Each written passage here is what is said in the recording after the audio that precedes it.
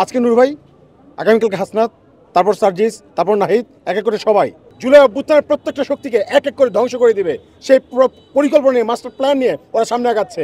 উনি তো গ্লোবাল স্ট্যান্ডার্ডের মানুষ, গ্লোবাল লিডার। তাহলে ওনার ক্ষেত্রে কেমন এরকমটা হচ্ছে? নূর ভাইয়ের উপরে যে হামলাটা হয়েছে এটা তো জঘন্য একটা কাহিনী হয়ে গেছে। আপনারা কেউ অস্বীকার করতে পারবেন? নূর হক নূর ভাই সেই গণ অভ্যুত্থানের এত বড় একটা শক্তি, এত বড় একটা ফিগার, তার উপরে যেই হামলাটা হয়েছে কার নির্দেশে হয়েছে? এটা ফ্যাসিস্টের নাম হলো সেই পুলিশ, আওয়ামী আর্মিদের দ্বারা। ঠিক আছে, আজকে এই নির্যাতনটা আমাদের দেখতে হইলো। এটা ভয়ঙ্কর, অ্যালার্মিং। আজকে নূর ভাই, আগামীকালকে হাসনাত, তারপর সার্জিস, তারপর নাহিদ, এক এক করে সবাই প্রত্যেকটা গণ অভ্যুত্থানের প্রত্যেকটা শক্তিকে এইভাবে হচ্ছে ক্ষতিগ্রস্ত করা হবে। আমরা বারবার বলতেছি, এটা কেউ হয়তো পাত্তা দিচ্ছে না, এখন পাত্তা দিচ্ছে না, কিন্তু অনেক বেশি ক্ষতি হয়ে যাবে যখন, তখন হচ্ছে হয়তো সবার কানে যখন পানি যাবে তখন সবাই হচ্ছে সরব হবে। আমরা বারবার বলতেছি যে এই ইন্টারিম একটা ব্যর্থ গভর্নমেন্ট। এর আগেও তো ইন্টারিম এরকম তত্ত্বাবধায়ক সরকার কি আসে নাই? তারা কি দেশ চালায় নাই? ডক্টর ইউনূস কি তাদের চেয়ে অযোগ্য? প্রশ্ন আসে না? উনি তো গ্লোবাল স্ট্যান্ডার্ডের মানুষ, গ্লোবাল লিডার। তাহলে ওনার ক্ষেত্রে কেমন এরকমটা হচ্ছে?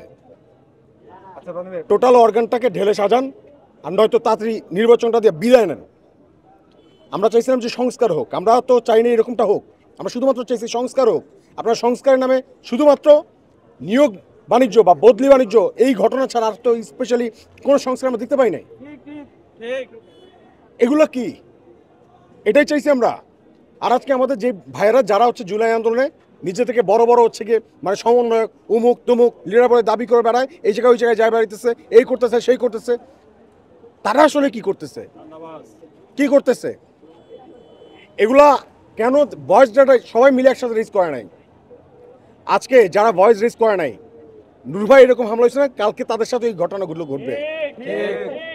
তখন কি তাদের সাথে আমরা কি বারবার এরকম সবাই ঘুরে ঘুরে যায় দেখবো যে কে কোন অবস্থায় আছে, নাকি একসাথে প্রতিবাদ করব? এই প্রশ্নটা তাদের কাছে রেখে গেলাম যে নূর ভাই একা না, আপনাদের কই লিস্টে আসতে হবে, আমাদের কই লিস্টে আসতে হইতেছে।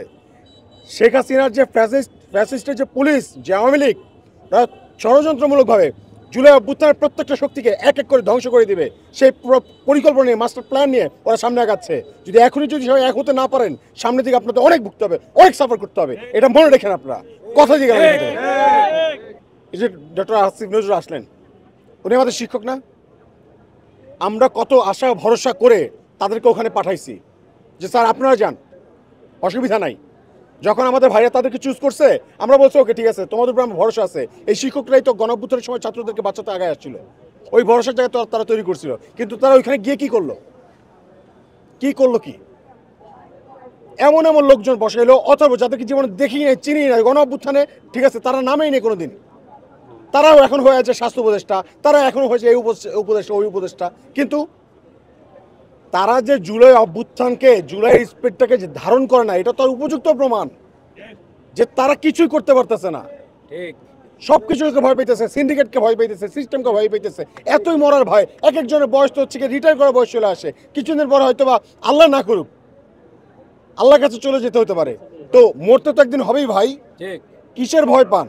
তো তার চেয়ে একটা কাজ করেন, কয়েকদিন একটু ধূপধাপ করে কিছু একটা করেন, সংস্কারগুলো করে ফেলেন, তাহলে অন্তত হচ্ছে মরার পরেও অন্তত শহীদ হয়ে থাকবেন, অমর হয়ে থাকবেন মানুষের মনে।